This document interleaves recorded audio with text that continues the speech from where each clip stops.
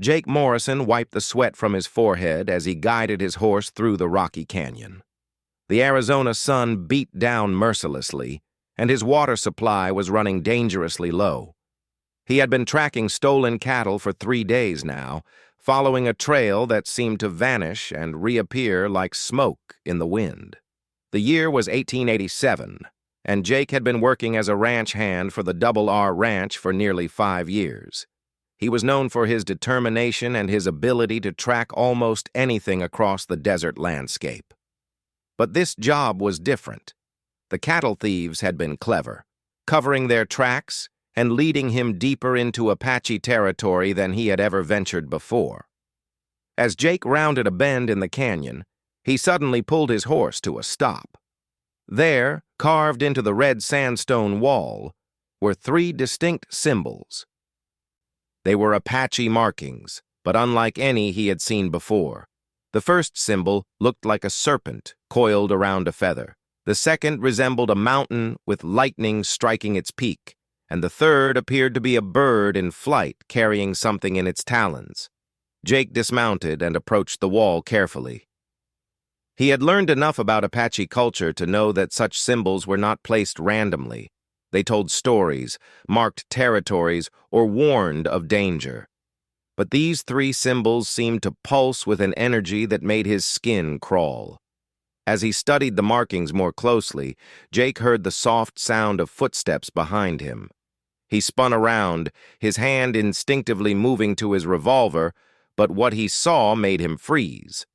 3 young Apache women stood about 20 feet away, watching him with intense, unblinking eyes. The woman in the center appeared to be the oldest, perhaps 25 years old. Her long black hair was adorned with feathers and beads, and she wore traditional Apache clothing made of soft leather. Her eyes held a wisdom that seemed far beyond her years. To her left stood a slightly younger woman with intricate tattoos covering her arms and face. The patterns seemed to shift and move in the desert heat. The third woman, who looked to be the youngest, had silver jewelry that caught the sunlight and seemed to create small rainbows in the air around her. "You should not be here, cowboy," the center woman spoke in clear English, though her accent was thick. "This place is sacred to our people." Jake slowly removed his hat, a gesture of respect he had learned from his interactions with other Apache tribes. "I mean no disrespect, ma'am. I'm tracking stolen cattle. The trail led me here." The woman with the tattoos stepped forward, her eyes narrowing. "There are no cattle here. Only the spirits of our ancestors and the power they left behind." She gestured toward the symbols on the wall. "These marks tell of 3 sisters who died protecting their tribe from soldiers many years ago. Their spirits remain, bound to this place." Jake looked back at the symbols, then at the 3 women. Something about the situation felt surreal, as if he had stepped into a dream or a story told around campfires. "I don't understand. What do you mean their spirits remain?" The youngest woman finally spoke, her voice soft but carrying a strange echo. "We are the guardians of this sacred place. The symbols you see represent each of us and the powers we were given by the spirits of the 3 sisters." Jake felt a chill run down his spine, despite the desert heat. The way the women moved, the way their clothing seemed to flutter without any wind, the way their jewelry seemed to create its own light, everything about them seemed otherworldly. "Powers?" Jake asked, his voice barely above a whisper. The eldest woman nodded solemnly. The first sister, represented by the serpent and feather symbol, had the power to heal any wound or illness. The second sister, shown by the mountain and lightning, could call upon the forces of nature itself. The third sister, depicted by the bird carrying precious things, could find anything that was lost or stolen. Jake's mind raced. If what these women were saying was true, and they somehow carried the powers of these ancient spirits, they might be able to help him find the stolen cattle. But more than that, he found himself drawn to them in a way he couldn't explain. There was something magnetic about their presence, something that made him want to stay and learn more. the cattle I'm tracking," Jake said carefully. "They were stolen from good people who depend on them for their livelihood. If you have the power to find lost things, could you help me?" The three women exchanged glances, communicating in a way that seemed to go beyond words. Jake noticed that as they looked at each other, the symbols on the canyon wall seemed to glow faintly in response. "Help comes with a price, cowboy," the tattooed woman said. "To use the powers of the spirits, one must be connected to them. Are you willing to accept such a connection?" Jake thought about the families back at the ranch who were counting on him. He thought about old Samuel Rodriguez, whose entire herd had been stolen, leaving him unable to feed his 5 children.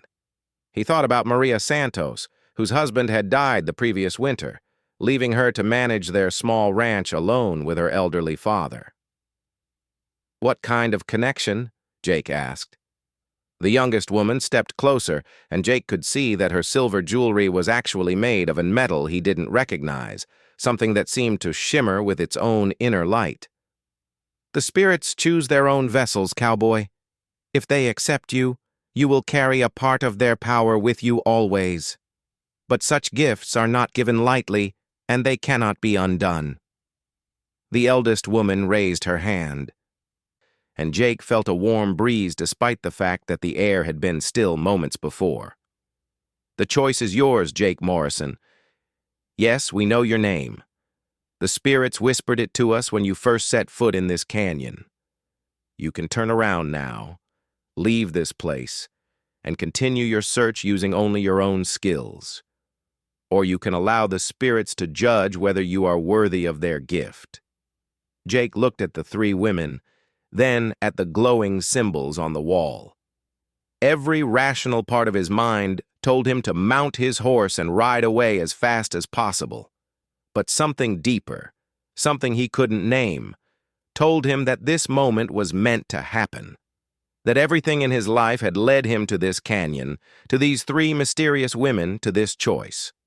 He removed his hat completely and took a step forward. "I accept whatever judgment the spirits see fit to make." The three women smiled simultaneously, and Jake felt the ground beneath his feet begin to vibrate softly. The symbols on the wall grew brighter, and the air around him seemed to thicken with energy. He could hear something that might have been singing, though no one's lips were moving. As the energy built around him, Jake realized that whatever happened next would change his life forever. There would be no going back to the simple existence of a ranch hand tracking stolen cattle. The spirits of 3 Apache sisters who had died protecting their people were about to make him an offer that would bind him to powers beyond his understanding. The singing grew louder, and Jake felt something ancient and powerful reaching out to touch his very soul. The singing reached a crescendo, and Jake felt as if the very air around him was alive with electricity. The three women began to move in a slow, circular dance around him, their feet never seeming to quite touch the ground. As they moved, the symbols on the canyon wall pulsed in rhythm with their steps. Suddenly, Jake felt a searing pain in his chest, as if someone had pressed a red-hot brand against his heart. He gasped and looked down to see 3 small marks appearing on his shirt, burning through the fabric to mark his skin beneath. The marks were identical to the symbols on the wall, the serpent and feather, the mountain and lightning, and the bird in flight. "Do not fight it." The eldest woman's voice seemed to come from everywhere at once. "The spirits are marking you as their own." The pain was unlike anything Jake had ever experienced, but beneath it, he felt something else growing, a sense of connection, of belonging to something greater than himself. Images flashed through his mind, visions of the 3 Apache sisters from long ago, their courage as they faced down a cavalry unit that had come to destroy their village, their sacrifice as they gave their lives to protect their people. As the visions faded, Jake found himself on his knees in the sand, breathing heavily. The 3 women stood before him, no longer moving. The symbols on the wall had returned to their normal appearance. but Jake could feel them somehow living within him now. "It is done," the tattooed woman said. "You now carry the mark of the three sisters. But with this gift comes responsibility, cowboy. You cannot use these powers for selfish gain or to harm the innocent." Jake slowly stood, his legs unsteady. He could feel something different about himself, as if his senses had been sharpened and his awareness expanded. "What exactly can I do now?" The youngest woman smiled, and for the first time, she looked truly human rather than otherworldly. "You will discover your abilities as you need them. The spirits do not reveal all their secrets at once. But for now, place your hand upon the wall where the symbols are carved." Jake approached the canyon wall and pressed his palm against the carved symbols. Immediately, images flooded his mind. He could see the stolen cattle, clear as if they were standing before him. They were being held in a box canyon about 15 miles northeast of his current location, guarded by 6 men who had built a temporary camp near a small stream. But more than that, he could see the men themselves, their faces, their weapons, even their plans to move the cattle across the border into Mexico within the next 2 days. The vision was so clear and detailed that Jake felt as if he had been watching them for days. "I can see them," Jake whispered, his voice filled with wonder. "I can see everything." The eldest woman nodded. "The power of the third sister flows through you now. You can find anything that has been lost or stolen, but remember, with knowledge comes the obligation to act wisely." Jake turned to face the 3 women, questions burning in his mind. "Who are you, really?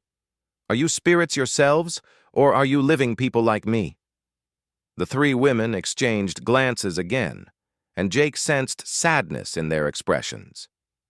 "We are the last of our line," the eldest woman explained. "The great-granddaughters of the 3 sisters who died in this place. We have spent our lives guarding this sacred site and serving as conduits for the spirit's power. But we grow old, and there are no others to take our place." "That is why the spirits chose you," the tattooed woman added. "They need someone young and strong to carry their gifts into the world. Someone who will use their powers to protect the innocent and bring justice to those who have been wronged."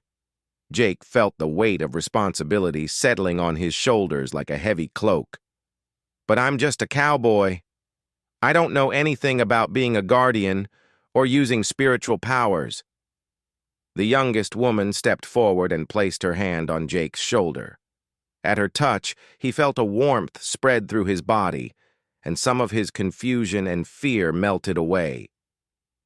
"The spirits do not choose those who are already perfect, Jake Morrison. They choose those who have the potential to grow into something greater. Your heart is good, and your desire to help others is genuine. That is all they require."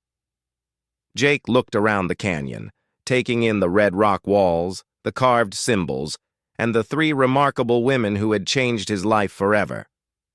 "What happens now? Do I go after the cattle thieves?" "Yes," the eldest woman said, "but not alone. We will accompany you on this first mission to help you learn to use your new abilities. After that, you will be on your own, but you will never truly be alone. The spirits will guide you when you need guidance." Jake nodded, feeling a sense of purpose he had never experienced before. "Then let's go. Those families need their cattle back. And every hour we wait makes the trail colder." The 3 women smiled, and Jake noticed that they seemed more solid now, more present in the physical world. "First, you must understand something about your new abilities," the tattooed woman said. "Each of the 3 powers you now carry has its own cost. Using them will drain your energy, and you must be careful not to exhaust yourself." "The power of healing," the eldest woman explained, "will take from your own life force to restore others. Use it wisely, for if you heal too much at once, you could die from the effort." "The power over nature," the tattooed woman continued, requires perfect emotional control. If you call upon lightning or wind while angry or afraid, the results could be catastrophic. You must remain centered and focused. And the power of finding, the youngest woman concluded, can overwhelm your mind if you try to see too much at once. Start with small searches and gradually build your strength. Jake absorbed this information carefully. How will I know when I'm pushing too hard? Your body will warn you, the eldest woman said. Pain, dizziness, weakness. These are signs that you must stop and rest. The Spirit's gifts are powerful, but they are not unlimited. As they prepared to leave the canyon, Jake's horse whinnied nervously. The animal seemed to sense that something had changed about his master. Jake approached the horse slowly, speaking in soothing tones, and gradually the animal calmed. Even your horse knows you are different now, the youngest woman observed. Animals are sensitive to spiritual energy. Some will be drawn to you, others may be frightened. You will need to learn to control the power you radiate. The three women mounted their own horses, which Jake suddenly realized he hadn't noticed before. The animals were unlike any horses he had seen. Their coats seemed to shimmer with an inner light, and their eyes held an intelligence that was almost human. Spirit horses, the tattooed woman explained, noticing Jake's stare. They are companions given to us by our ancestors. They can travel great distances without tiring and can sense danger long before it appears. As they rode out of the canyon together, Jake felt as if he was leaving one life behind and entering another. The familiar weight of his gun on his hip seemed insignificant compared to the new power that flowed through his veins. But with that power came questions that he knew would take a lifetime to answer. Who was he now? What would happen to him when this mission was over? And most importantly, would he be strong enough to live up to the trust that the spirits of three brave Apache sisters had placed in him? The afternoon sun was beginning its descent toward the western horizon as the small group rode toward their destiny. Jake could feel the cattle thieves' location pulling at his consciousness, like a compass needle pointing north. Soon, he would have his first real test of the powers that now flowed through him. Behind them, the canyon grew smaller and smaller, but Jake knew he would never truly leave it behind. It was part of him now, just as he had become part of something ancient and sacred that stretched back through generations of Apache warriors and guardians. The real adventure was just beginning. The ride toward the cattle thieves' camp took them through some of the most rugged terrain Jake had ever crossed.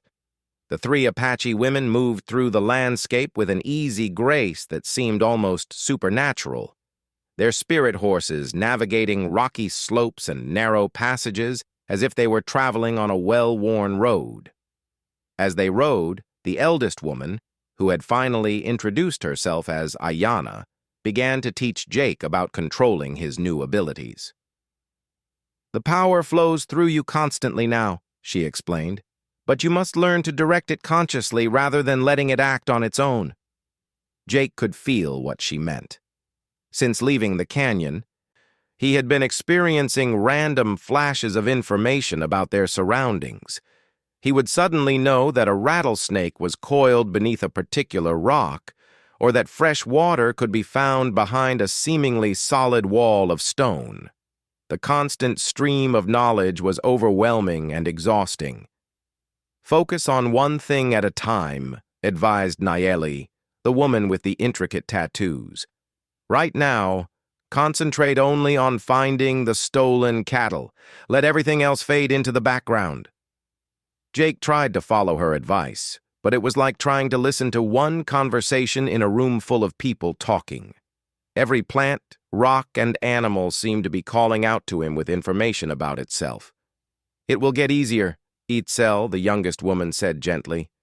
When I first began to manifest my grandmother's gifts, I could barely sleep for all the voices of lost things crying out to me. But eventually, you learn to build walls in your mind, to choose what you will hear and what you will ignore. As the afternoon wore on, Jake gradually began to gain some measure of control. He found that if he focused on a specific question, where are the cattle, he could filter out most of the other sensory input that threatened to overwhelm him. The vision of the thieves' camp became clearer as they drew closer. He could see 6 men, just as he had observed in his initial vision. They were rough-looking characters, the kind of men who made their living by taking what didn't belong to them. Their leader was a tall man with a scarred face and cold gray eyes who wore a Confederate cavalry saber at his side. "I can see their camp," Jake told his companions.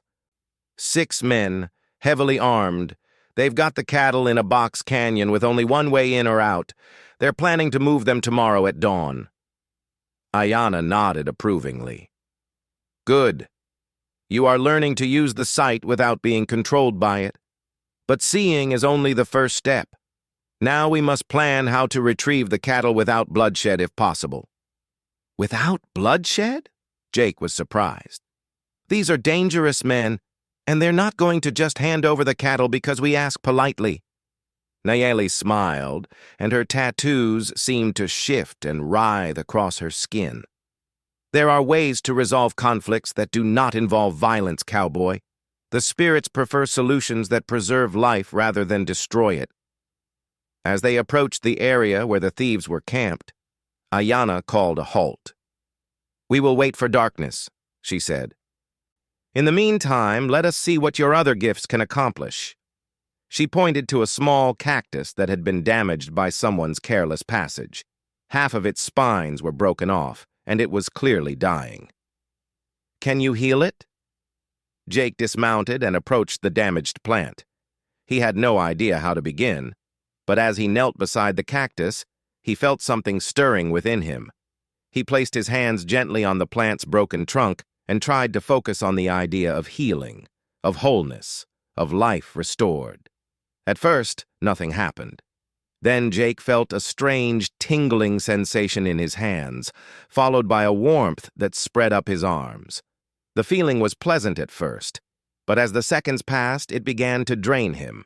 He could feel his own life energy flowing out of him and into the dying cactus. Before his eyes, the broken spines began to regrow. The damaged tissue healed, and the plant's color returned from sickly yellow to healthy green. But the effort left Jake feeling weak and dizzy. "Enough!" Ayanna commanded, pulling him away from the now healthy cactus. "You must learn when to stop, or the healing will consume you." Jake sat heavily on a nearby rock, his breathing labored. "I felt like I could have kept going, made it even better than it was before."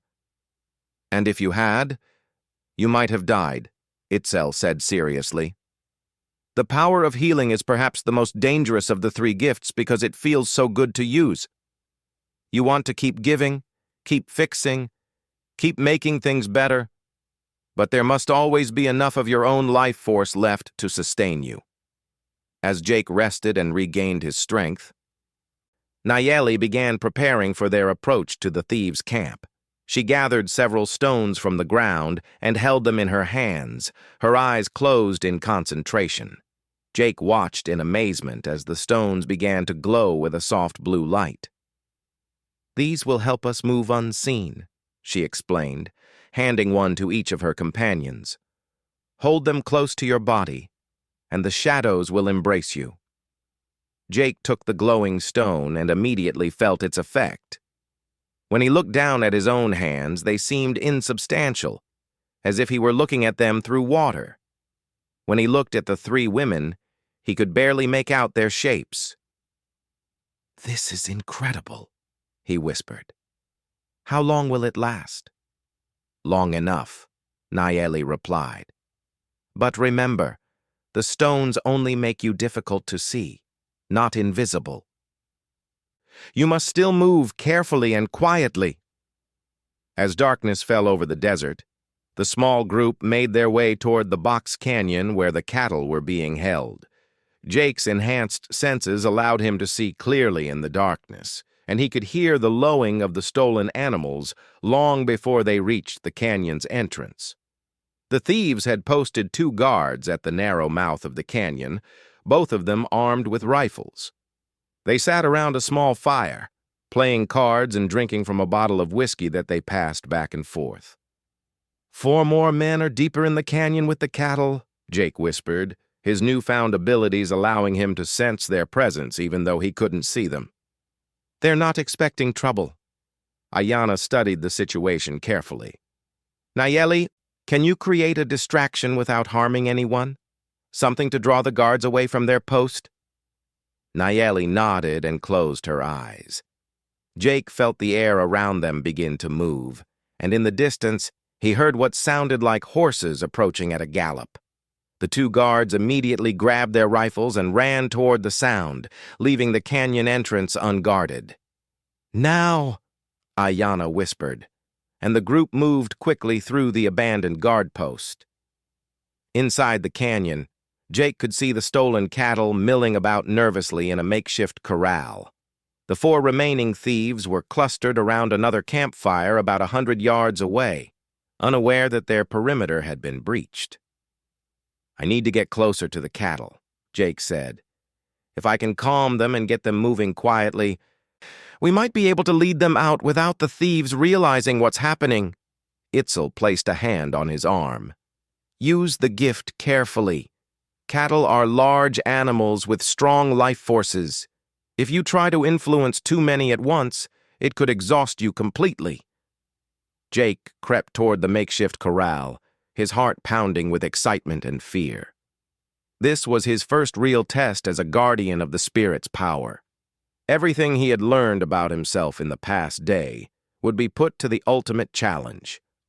As he approached the nervous cattle, Jake could feel their fear and confusion as if it were his own. They knew something was wrong, sensed the tension in the air, but they didn't understand what was happening to them. Jake placed his hands on the wooden rail of the corral and tried to project feelings of calm and safety toward the animals. At first, nothing seemed to happen. Then, gradually, the cattle began to settle. Their panicked lowing quieted to occasional soft moos, and they stopped milling about frantically. But something was wrong. Jake could sense movement behind him, and he realized that his activities had not gone unnoticed. One of the thieves was approaching, rifle in hand, drawn by the sudden quiet of the previously agitated cattle. The moment of truth had arrived, and Jake was about to discover whether the spirit's gifts would be enough to see him through his first real confrontation as their chosen guardian. The approaching thief moved cautiously through the darkness, his rifle held ready. Jake could hear his heartbeat, smell his unwashed clothes, and sense his confusion about why the cattle had suddenly gone quiet. The man was only 30 feet away now, and closing fast. Jake's mind raced. He could try to use his healing power to render the man unconscious somehow, but Ayanna had warned him that the gifts were not meant to be used as weapons. He could call out to Nayeli to create another distraction, but that might alert the other thieves to their presence. Instead, Jake decided to trust in the spirit's wisdom. He closed his eyes and reached out with his consciousness, not trying to control or manipulate, but simply to understand. In that moment of clarity, he sensed exactly what he needed to do. Moving with a silence that surprised even himself, Jake crept around the corral toward the approaching thief. The man was focused entirely on the cattle, trying to figure out why they had calmed down so suddenly. Jake got within arm's reach before the thief even realized he was there. "Easy there, friend," Jake said quietly, his hand resting on the man's shoulder. "No need for anyone to get hurt." The thief spun around, raising his rifle, but found himself looking into eyes that seemed to glow with an inner light. "Who the hell are you?" he demanded, though his voice lacked conviction. Jake could feel the man's fear and confusion, and beneath that, a deep weariness with the life he had chosen. "I'm someone who's here to take these cattle back to their rightful owners," Jake said calmly. "And you're someone who's tired of running and stealing and never having a real home." The thief's rifle wavered. Something in Jake's voice, something in his presence. was affecting him in a way he couldn't understand. "You don't know nothing about me," he said, but the words came out as a question rather than a statement. "I know you've been running from something for a long time," Jake continued, his voice filled with compassion rather than judgment. "I know you're tired of looking over your shoulder, tired of taking from others to survive. And I know there's still good in you, buried under all the pain and anger." Tears began to form in the thief's eyes. "How do you know that? How can you see that?" Jake felt the healing power stirring within him, not to repair physical damage, but to ease the spiritual wounds that had driven this man to a life of crime. "Because the spirits show me what's truly in people's hearts," he said gently. "And your heart is tired of carrying all this darkness." The thief lowered his rifle completely, his hands shaking. "I never wanted this life," he whispered. After the war, there was nothing left. No family, no home, no way to make an honest living." "There's always a way back," Jake assured him. "But right now, I need you to help me get these cattle out of here quietly. Can you do that?" The man nodded, wiping his eyes with the back of his hand. "What about the others? They won't just let you walk out of here with the cattle." "Let me worry about them," Jake said. "Right now, I need you to open that gate and help me move the cattle toward the canyon entrance. Nice and slow, nice and quiet." As the repentant thief began opening the corral gate, Jake heard soft footsteps behind him. He turned to see Ayanna, Nayeli, and Itzel approaching, their expressions filled with pride and approval. "You chose the path of healing rather than violence," Ayanna said softly. "The spirits are pleased." Nayeli gestured toward the canyon walls above them. "I have been watching the other thieves. The 2 guards are still chasing phantom horses in the desert. The remaining 3 are drunk and arguing around their campfire. If we move quickly and quietly, we can get the cattle out before they realize what's happening." The converted thief, who had introduced himself as Billy Carson, helped Jake and the 3 women guide the cattle toward the canyon entrance. The animals, still under the calming influence of Jake's power, moved docilely through the darkness. But as they neared the canyon mouth, their luck ran out. The scarred leader of the thieves appeared suddenly, blocking their path. He had obviously realized that something was wrong and had come to investigate. Well, he said, his hand resting on the grip of his Confederate saber. "Looks like we've got ourselves some visitors. And one of them appears to be my old friend Billy Carson, helping strangers steal our merchandise." Billy stepped forward, his newfound courage evident in his posture. "These cattle don't belong to us, Colonel Wade. We stole them from good people who need them to survive. It's time to make this right." Colonel Wade laughed harshly. "Making things right? Boy, you've gone soft in the head. We've got a good thing going here, and I'm not about to let some do-gooders ruin it." Jake felt the power of the spirit stirring within him, but he also sensed that this confrontation was about more than just stolen cattle. Colonel Wade radiated a darkness that seemed to go deeper than simple greed. He was a man who enjoyed causing pain, who fed off the suffering of others. "Colonel," Jake said, stepping forward, "these cattle are going back to their rightful owners. You and your men can ride away right now, and no one needs to get hurt." Wade drew his saber, the blade gleaming in the moonlight. "I don't think so, boy. You see, I've got 3 more men heading this way, and they're not as gentle as Billy here. In about 2 minutes, you're going to be outnumbered 4-1. That's when Nayeli stepped out of the shadows, her tattoos glowing with an eerie blue light. "Colonel Wade," she said, her voice carrying the weight of ancient authority, "you stand in the presence of the guardians of the 3 sisters' spirits. Leave now, or face the consequences of your actions." Wade stared at her, his scarred face twisting into a sneer. "Apache witch," he spat. "I killed your kind during the war, and I'll do it again." He raised his saber to strike, But before he could complete the motion, the canyon walls themselves seemed to come alive. Rocks began to fall around him, not enough to seriously injure him, but enough to make him realize he was facing powers beyond his understanding. "Last warning, Colonel," Ayanna said, stepping into view. "The spirits are not patient with those who refuse to listen to reason." For a moment, Wade hesitated. Jake could sense his fear warring with his pride and hatred. But then his scarred face hardened with resolve. "I don't bow to spirits or witches," he declared, and lunged toward Jake with his saber.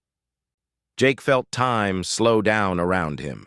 He could see the blade coming toward him, could sense the colonel's intention to kill rather than wound. In that instant, all three of the spirit's powers flowed through him simultaneously. He could see exactly where the colonel would strike, could feel the man's rage and hatred as clearly as his own heartbeat. Without conscious thought, Jake sidestepped the attack and placed his hand on Wade's chest. The healing power flowed out of him, but instead of mending physical wounds, it sought out the spiritual darkness that consumed the colonel's heart. Wade stopped mid-attack, his eyes wide with shock. For a moment, Jake saw past the scarred face and harsh expression to the man Wade had once been, a young soldier who had seen too much death, who had lost his faith in humanity during the brutality of war. But some people were too damaged to heal, too consumed by their own darkness to accept redemption. Wade jerked away from Jake's touch, his face contorting with rage. "Don't you dare try to change me, boy." This time, when he raised his saber, Nayeli was ready. A bolt of lightning, perfectly controlled and precisely aimed, struck the blade and sent it flying from the colonel's hands. The shock knocked him to the ground, unconscious but unharmed.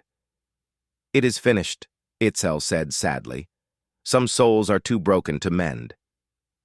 The sound of approaching horses echoed through the canyon as the colonel's remaining men finally arrived, drawn by the commotion. But when they saw their leader unconscious and surrounded by the three Apache women whose tattoos and jewelry glowed with otherworldly light, they quickly decided that discretion was the better part of valor. "We're done here," one of them called out. "You can have the cattle and the colonel too, for all we care." They rode away into the darkness, leaving Wade unconscious on the ground and Billy Carson staring at Jake with something approaching awe. As dawn broke over the desert, Jake found himself leading the recovered cattle back toward the Double R Ranch, accompanied by the three Apache guardians and Billy Carson, who had asked permission to come along and make amends for his past crimes. The cattle moved eagerly now, sensing they were going home.